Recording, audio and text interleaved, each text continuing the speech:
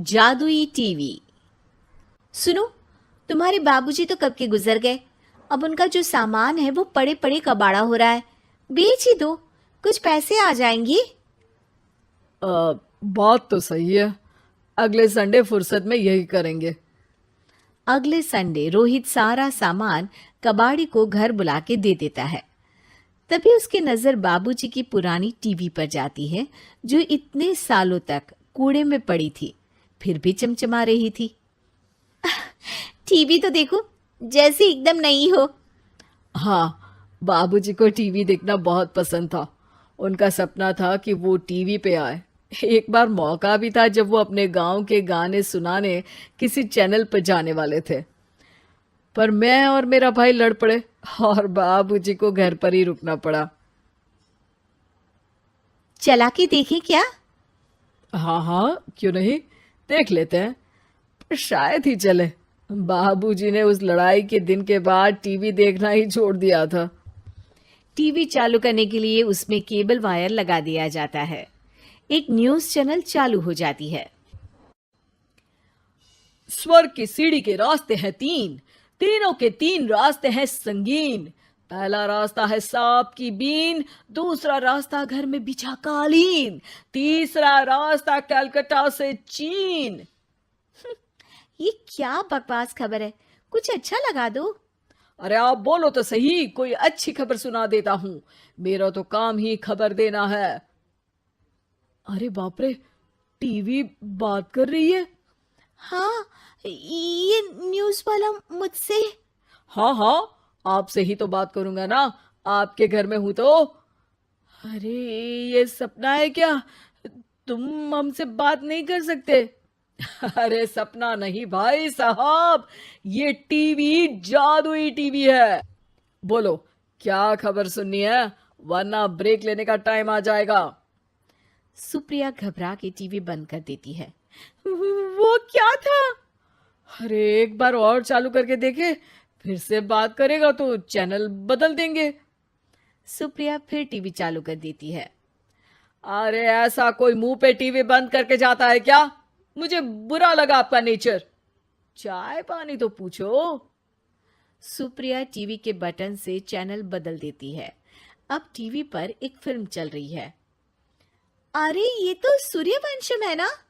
हाँ, और ये ठाकुर को जहर की खीर दे दी और उसको पता भी नहीं है। ए भाई, खीर मत पीना, उसमें जहर है, मत पीना। ठीक है महाशय, जैसा आप कहें। हाँ। अरे, आपकी बात मान ली, पूरी पिक्चर ही अब तो बदल जाएगी। मतलब ये सच में जादुई टीवी है? तभी वहां कबाड़ी आ जाता है। भैया, टीवी के 150 रुपए दूंगा, चलेगा? अरे 1.5 करोड़ में भी ना दे तुमको ये टीवी हम। अरे 1.5 करोड़ खरीदने को होते तो तुम्हारे घर में ये पानी चाय नहीं पीता, अंबानी या टाटा के घर बैठा कोल्ड कॉफी पीता। रोहित कबाड़ी का हिसाब करके उसे वहां से चलता करता है और अपने भाई शशिकांत को फोन लगा के बुलाता है। शशि थोड़ी ही देर में वहां पहुंच जाता है। क्या हो गया भैया? अरे बाबूजी का टीवी याद है? हाँ हाँ, जिसमें घुसे रहते थे हमेशा वो, और अपने को कुछ नहीं देखने देते थे। अरे वो अब जादुई टीवी बन गया है। भैया, आपकी बकवास करने की आदत अब तक नहीं गई।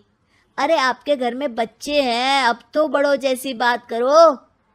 रोहित जाके टीवी चालू कर देता है।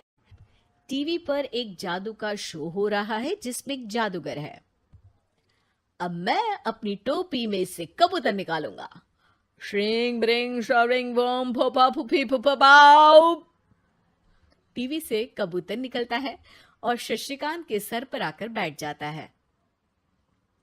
भैया, ये क्या हो रहा है? भैया इसे उड़ाओ।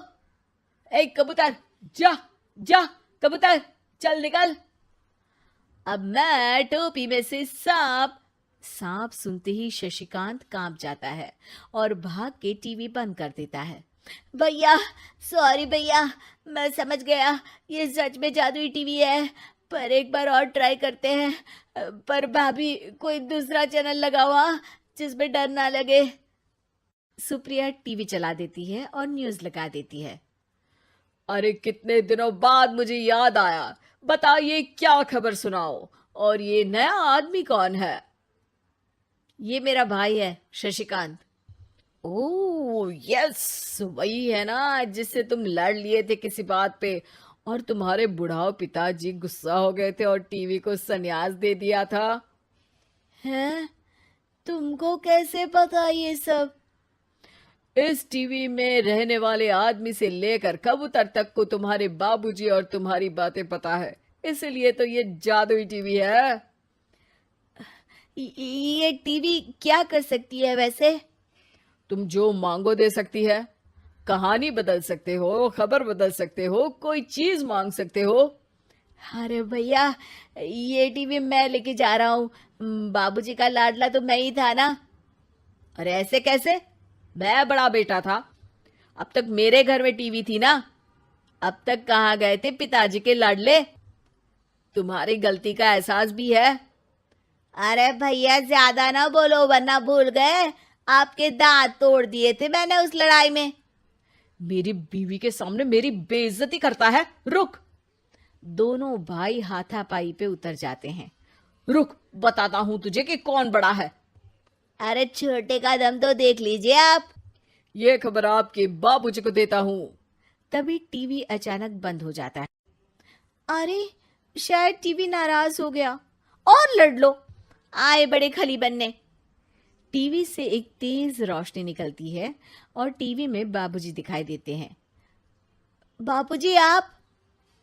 इतना चकरा क्यों रहा है? अपने बाप को नहीं पहचानता क्या? ये तो ऐसा ही है बाबूजी। प्रणाम बाबूजी। अरे चुप कर, तुम दोनों ही उल्टे हो। तुम्हारी वजह से मैंने टीवी में आने के सपने को छोड़ दिया, तुम्हारी लड़ाई की वजह से।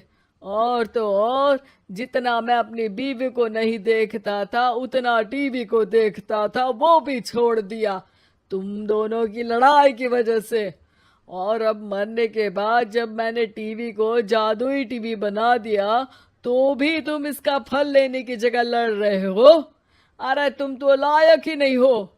अब तुमको बाबा जी का ठुल्लू भी नहीं मिलेगा। बाबूजी चले जाते हैं। टीवी बंद हो जाता है। रोहित और शशिकांत गिड़गिड़ा के टीवी के सामने हाथ जोड़ के बाबूजी को बुलाते हैं, पर टीवी सिर्फ धुआं निकालता रहता है।